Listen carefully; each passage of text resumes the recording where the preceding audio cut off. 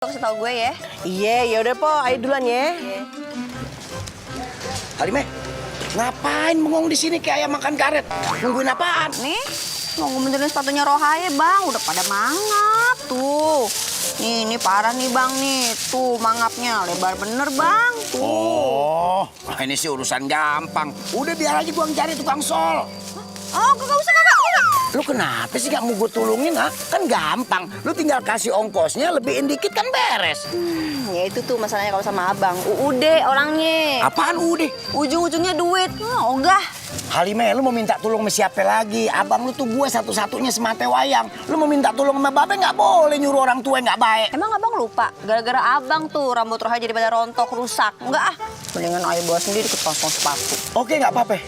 Kalau nggak mau minta tolong sama gue, berarti lu nggak mau anggap gue lagi sebagai abang lu. Ya nggak apa-apa, nggak apa-apa.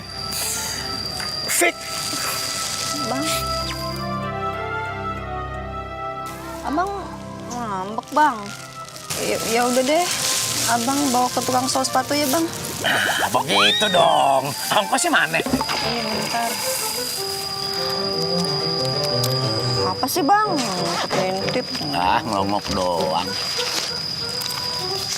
Nah, dia jadi dimasukin.